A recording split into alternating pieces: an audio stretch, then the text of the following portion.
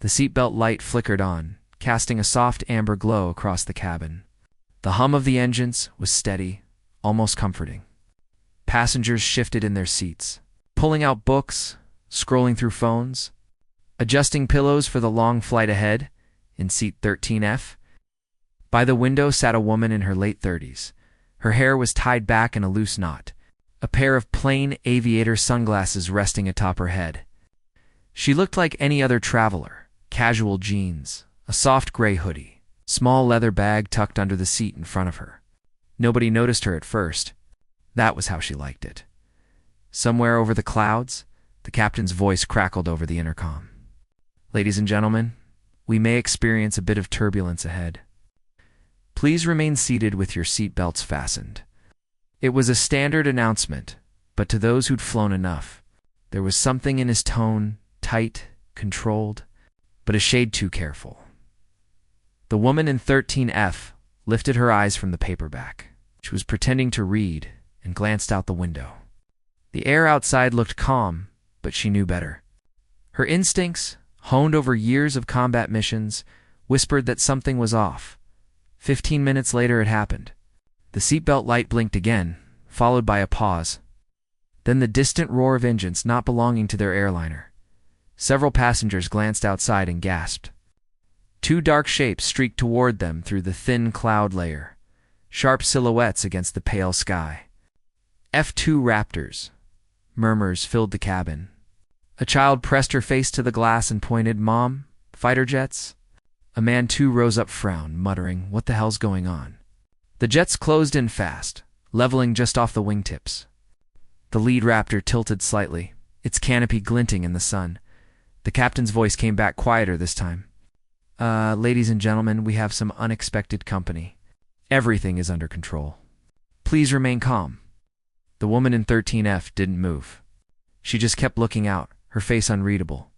Then, through the cabin's muffled quiet, the captain's next words slipped in, barely audible to the passengers near the front, but picked up by the woman's trained ears. "Tower confirmed passenger manifest. Is Falcon 1 on board?" Her jaw tightened. It had been years since she'd heard that name, years since she'd worn the patch that went with it. She turned her head slightly, her eyes narrowing on the Raptors.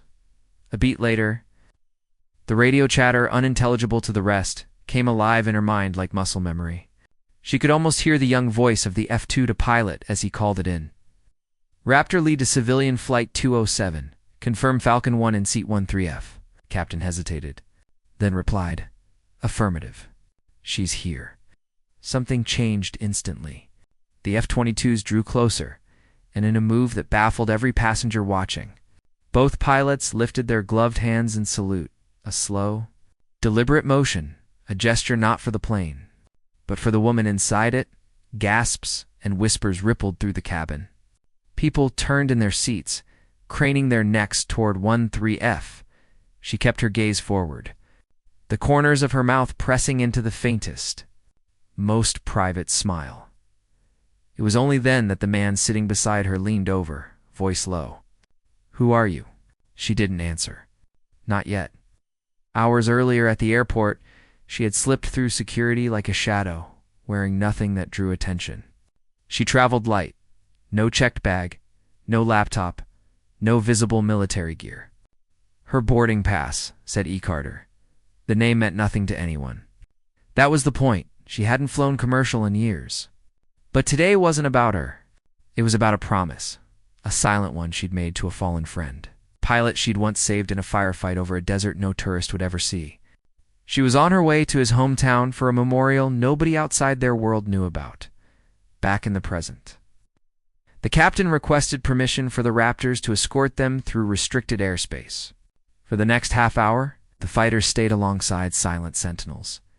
Passengers kept sneaking glances at 13F, whispering theories. CIA, famous politician, maybe even royalty.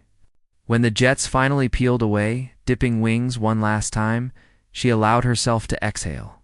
She reached into her small leather bag and pulled out a worn, folded photograph, 4 pilots in flight suits standing on a sun-baked runway. The fourth figure herself stood with arms crossed, helmet tucked under one arm, grinning. The call sign Falcon 1 was stenciled just above her name. She remembered the day it was taken.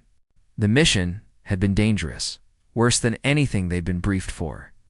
When it went wrong, she had flown into enemy fire to pull out 2 downed pilots, holding formation under a hail of tracers. She'd taken a hit to her own aircraft, limped it back to friendly airspace, and landed on fumes. The story had become legend in certain circles.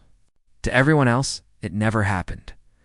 By the time Flight 207 touched down, word had somehow spread. Airport personnel lined the edge of the tarmac, some standing straight, some with hands over hearts. As she stepped off the jet bridge, a pair of young Air Force officers waited.